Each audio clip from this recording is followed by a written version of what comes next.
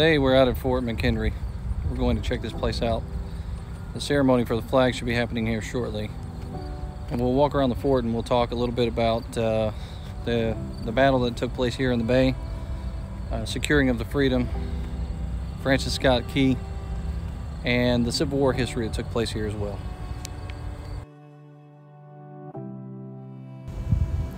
Let's set the stage for what happens out here at Fort McHenry. In April of 1814, Napoleon has been defeated by Britain. Up until that point, Britain was not concerned with the war with the United States. It sent small forces over here and had not really put in much effort here. Once that happens, General Robert Ross gets sent out here to take over and command the forces on the ground. Admiral Cochrane is in charge of the fleet forces for the largest navy in the world, the Royal Navy. And when they get over here, they start to devise a plan. Just a few months into it, they have a major victory at Bladensburg, and after they have that victory, they march down to Washington, D.C., and they have basically a fire party. They set Washington, D.C. on fire. And from here in Baltimore, you could have looked south and you could have seen the orange glow at night of Washington City burning in the night. The residents here in Baltimore are very aware of what's happening right off the coast. They can actually see the ships sometimes from the coastline, and they know that they're piling up and that there's a plan for an attack to happen here in Baltimore. And that really sets the stage for what we have here at Fort McHenry. And we'll go out to the fort today and we'll check out the actual structure itself, which has changed many times over the years and has been refitted and restructured to suit different eras of war, including the Civil War. We'll talk about 1814 and the battle that took place out here. And we'll talk about the insurrection that happened in town in Baltimore and what this ultimately turned into during the Civil War, this prison camp here.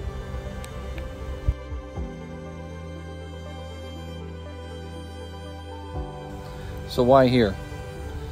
Here we have a fort that's named after George Washington's secretary, and it is placed here in 1800, and it protects the inner harbor of Baltimore, which was the third largest city at the time, and it had about 50,000 citizens in it. It was also the largest port in the United States, and so it was very important at that time. 50,000 people doesn't seem like a lot of people today, but at that time it was a massive amount of people. To give you a little comparison, they had the land battle here. The land battle had 5,000 British soldiers and 1,000 American soldiers. And the total casualty count for the battle here at the fort was 24 Americans and 1 British sailor. That's not a lot, but this was considered a huge victory because the British fleet backed off and went down to New Orleans. So if you compare that to the counts of casualties to some of the smallest battles in the American Civil War, this seems like somebody just got into an argument.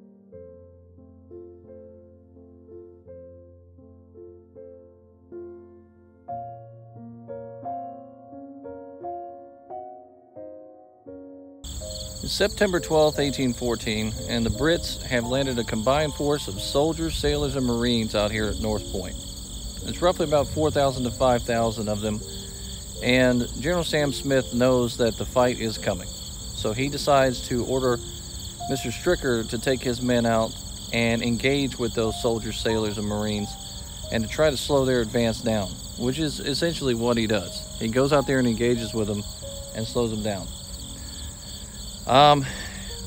Realizing that there's something happening, about midday, those Brits decide to take a break for some reason and have lunch.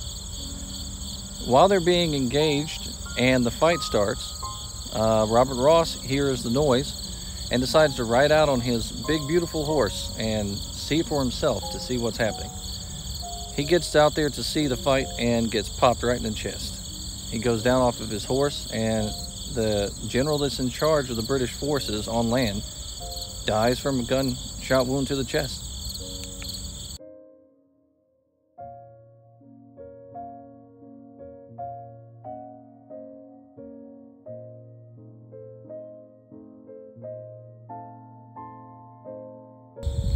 So now Colonel Brooke is in charge. Robert Ross is dead, and the Americans have stalled the army so much so that they're able to better prepare for the fight. The Americans put up a really good fight out here at North Point, but eventually they have to fall back, so they fall back to the city of Baltimore. That night, for some reason, the British decide to take it easy. They take a rest. They stop for the night.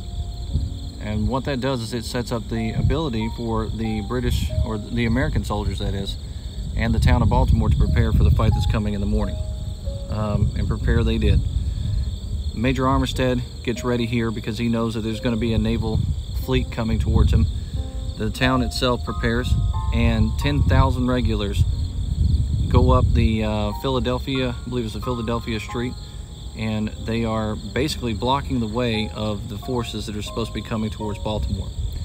Now, the forces initially were 5-1 for the British side, but now they are outnumbered 2-1. And so they know that they can't fight in that kind of situation, so they realize that the Navy now has to get involved. So that's when they decide to send those smaller ships up here to fight out here at Fort McHenry.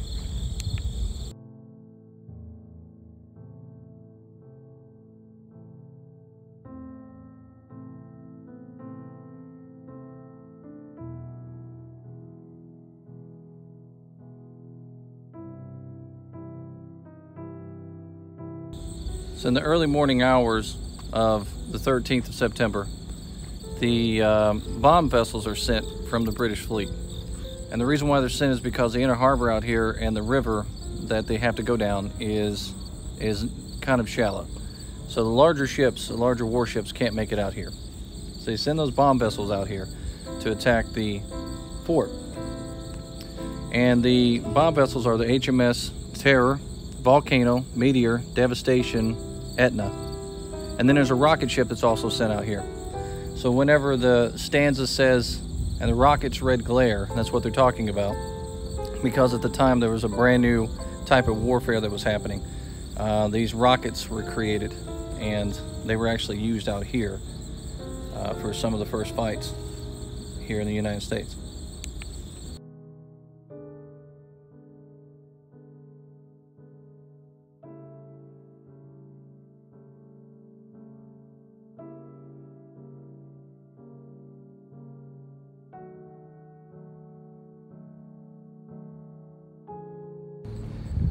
So we just got done with the flag ceremony, and I'm going up top here to take a look from the ramparts here at Fort McHenry. We'll show you a little bit of the bay and the locations where the ships would have been. Here we are at the top of the ramparts here at Fort McHenry. On that fateful day when the bombardment started, ships actually came out from this direction over here. They were coming directly head on to the fort itself. And they sent their ships from the fleet that was further out, the British did. And when the ships got to this location, they started unloading on Fort McHenry. Well, almost immediately when they came up this bay area, Major Armistead opened up all of his guns all at once and just let them have it. And it hit them pretty hard. Those ships started to back off and go back to the fleet out there in that water. And they realized immediately they had to come up with another course of action. So they started their siege of this fort. And the only reason why this fort was important in the first place and why they were sieging it was because 4,000 British regulars had already been landed and they were coming ashore to try to take Baltimore. This location prevented the largest navy in the world from coming up and taking it by sea. So if it weren't for Fort McHenry and Major Armistead's actions here, the flag that would have been flying over this place would have definitely been a British flag.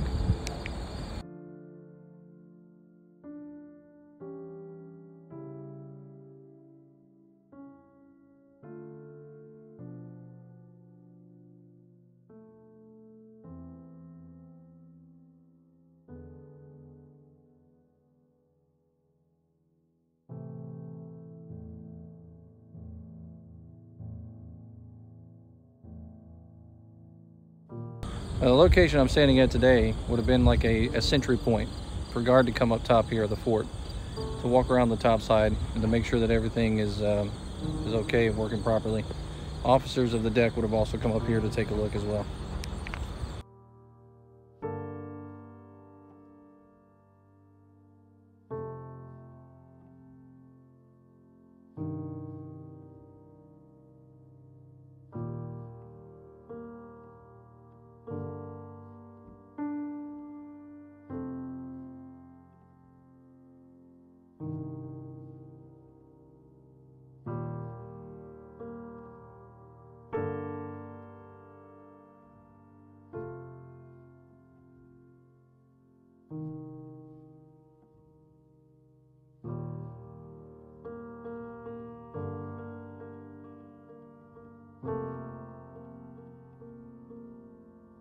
I've seen a lot of historically significant things, but the thing behind me right now is very significant.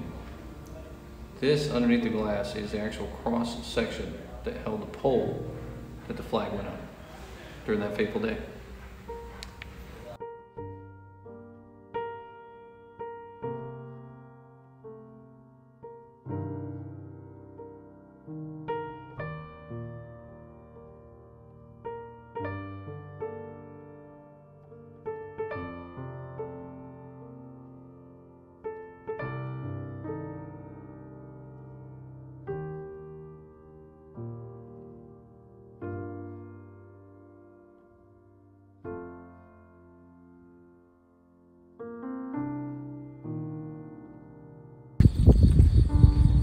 When you come out to Fort McHenry, you're going to see a lot of artillery pieces around the fort itself, large guns.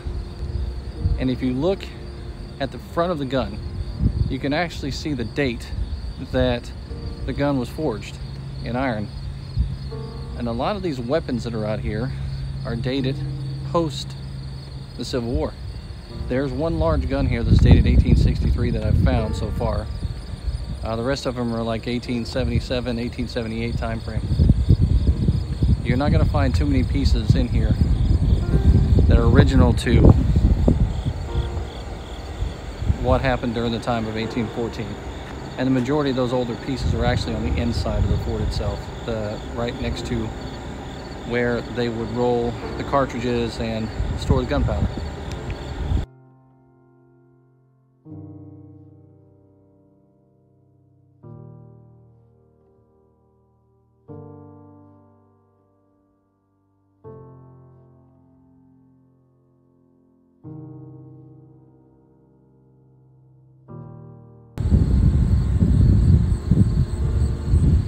There's going to be a lot of wind out here today, so hopefully it's not too windy and you can actually hear what I'm saying.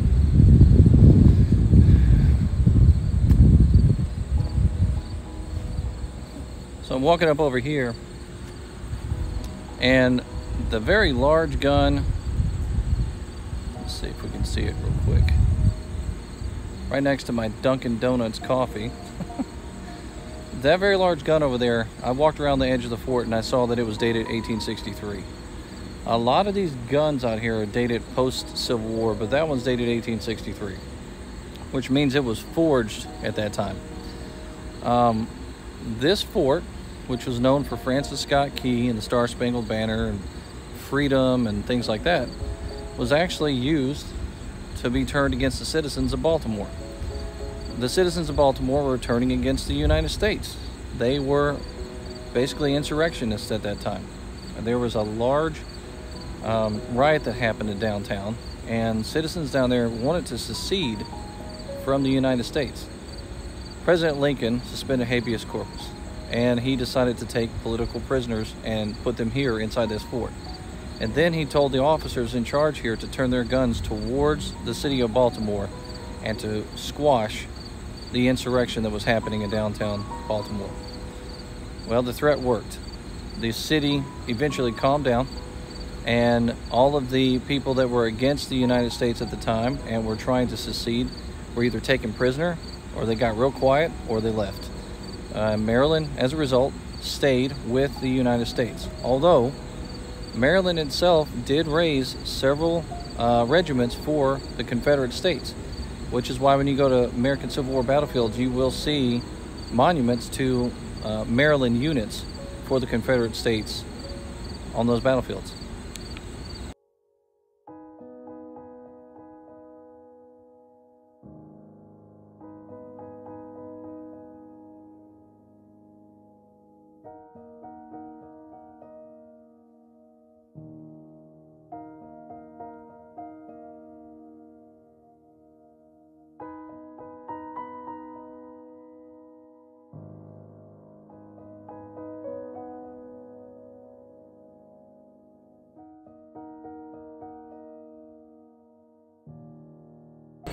So what happened with the naval battle?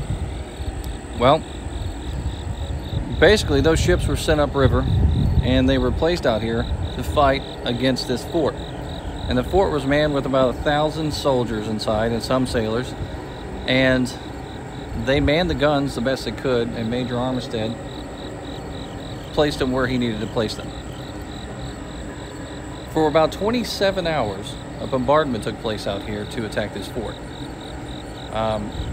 And at the time it was overcast and it was raining. It was a miserable place to be, but they did the best they could.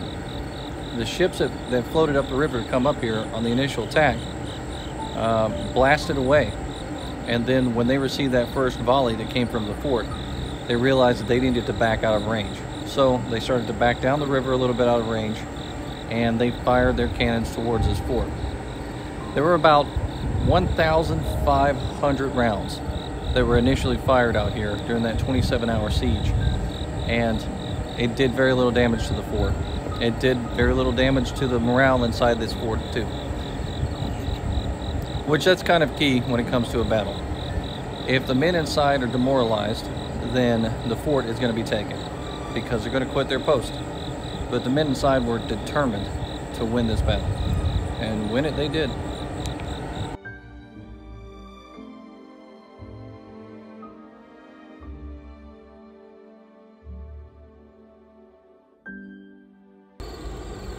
I've been to many different forts and national parks throughout the United States, and for example, St. Augustine, their fort down there, the fort in Key West, Florida, many of the different forts up and down the East Coast. But I've not quite seen a fort so well preserved as this one. The structures on the inside they're pretty well put together. There's nothing falling apart, unlike some of the forts in the Keys and in Florida. And it's just a really great place to visit. And General Armistead here, or Major Armistead, has a connection to another famous Armistead. The Armistead family fought throughout many of the wars in the United States. And one of his famous ancestors or relatives was the famous Armistead that fought at Pickett's Charge and died shortly thereafter. His family actually kept the flag all those years, and there's a good book that you can read, authored by Tom McMillan, that talks about the Armistead family and that flag and its journey throughout history and how it was preserved and saved. I recommend you picking it up and reading it. It's a really good book. But that's one of the connections to Gettysburg. Major Armistead himself had a wife who had a child, and he sent that wife to Gettysburg, Pennsylvania. He thought that was far enough inland that if Baltimore was taken, that she'd be safe. Well, Baltimore wasn't taken, and she was safe anyhow. Unfortunately for Major Armistead, he dies at a young age. And then his relative, years later, dies at the Battle of Gettysburg.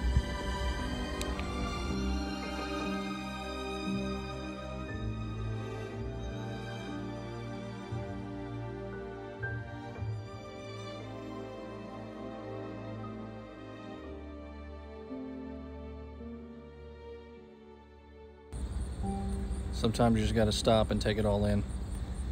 Well, that flag that's hoisted up behind me right now is one of the larger flags that they just hoisted up here. And that's part of that ceremony I was telling you about. The National Park Service does it every morning and every afternoon.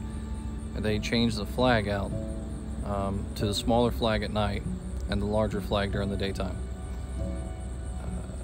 One of the requirements to fly a flag at night, however, is that you have spotlighting on that flag. So they have that in place here so that they can fly that flag. So if you do have a flag at your home and you have it out at night, you need to have a spotlight on the flag to properly fly it. Now, the place that I'm in right now was a bastion marked by death. In this location here, there were soldiers that died at their post. 2 men were killed up here. A bomb bursted overhead and essentially took out a couple of soldiers. One of them was a lieutenant by the name of Levi. And he died right here in this position. The history of this place is pretty magnificent, regardless of what the death count is or the casualty count.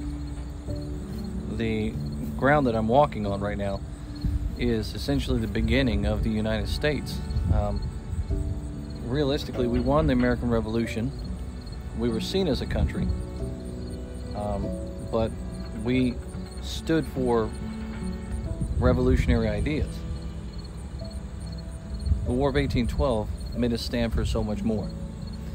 And it's thanks to the sacrifices of the people that were in this fort and many other places around the country during the War of 1812 that we were able to progress forward and become what we are today.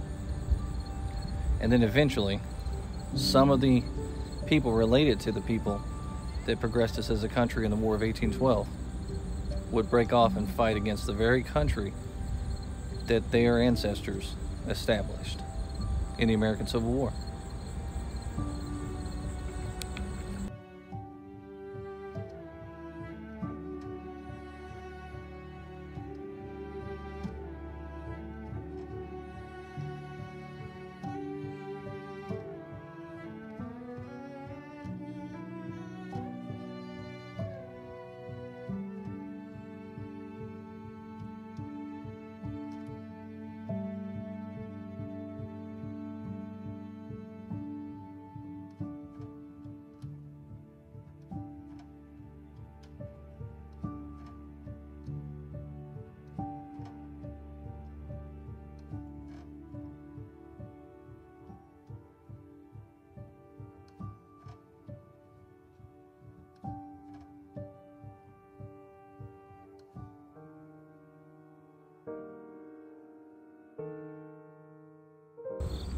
So I'm out in front of the Francis Scott Key tablet right now, which was dedicated here at the 100th anniversary of the Star Spangled Banner.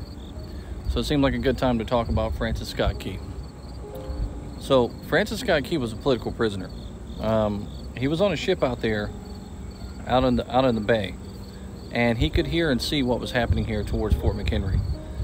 And all through the day and through the night, he was pretty much afraid that there was going to be a British flag flying above this fort by the time the morning came. When 9 o'clock came and that large flag started whipping out above the fort, it inspired him to write down just a few lines for the defense of Fort McHenry, which eventually was turned into the Star Spangled Banner. And in 1931, that became our national anthem.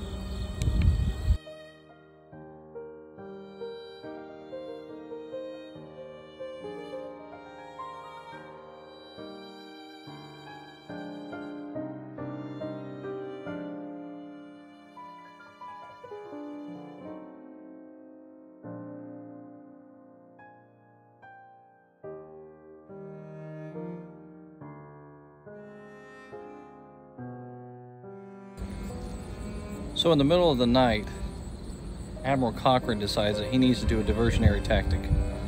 He decides to land more forces on the ground, and he sends them around the south side of the fort, trying to draw more troops out of the area where the 10,000 soldiers are that are blocking the way. When he sends them out there, it doesn't work. the attack stalls, and they realize that the primary focus has to be here at the fort, because if they can get this fort cleared, then they can get around the other side and they can get into Baltimore and attack from the sea. So he sends those forces. It doesn't work. He continues to fight over here, and they continue to lob shells. And like I said earlier, we're looking at about 1,500 rounds that are lobbed over here. Rockets, mortars, cannonballs, all kinds of stuff. They're just blown up over top. And the majority of the things that are flying at this fort are fused cannonballs or shot. And so how it works is it flies up, it comes over top of the fort, and then boom, it's supposed to explode and rain havoc down onto the fort. And sometimes the shells will actually come in and hit structures in the fort. Luckily for the people inside here and Major Armistead, the 32-year-old commander that was here at the time, not a lot of damage was done. And there were only a few soldiers that were killed inside of here. By 7:30 in the morning, the last shot rang out from one of the British ships, and the realization for the Brits that this was not a good point to attack came that morning. They stopped firing. Well, determined, Major Armistead pulls out this huge flag that was commissioned and made by Mary Pickersgill. And this large, I believe the size was 32 by 40 feet, was pulled out and hoisted above the fort on a pole similar to this one, all the way to the top. And out there, near where the bridge is today, Francis Scott Key could see that flag going over top. And he wrote those famous words that becomes our Star-Spangled Banner. And here in just a moment, they will raise a flag in honor of that moment here at Fort McHenry. And they do it every single day. They replace a smaller flag with a larger flag.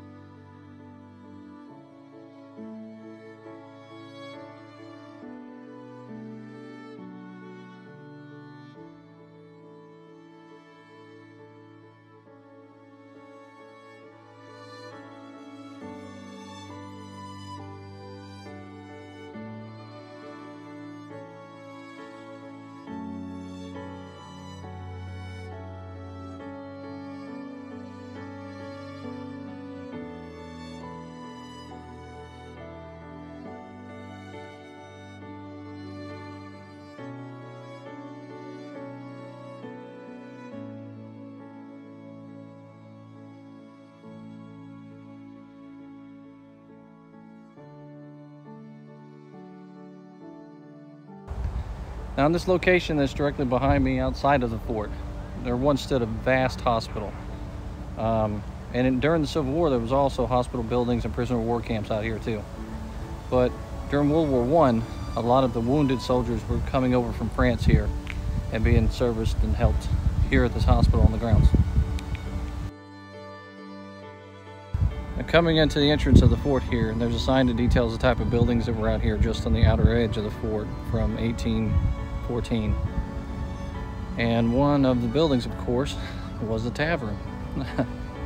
Not unlike most of the military installations today, just outside the base, you'll find some place for a soldier or sailor to get in trouble.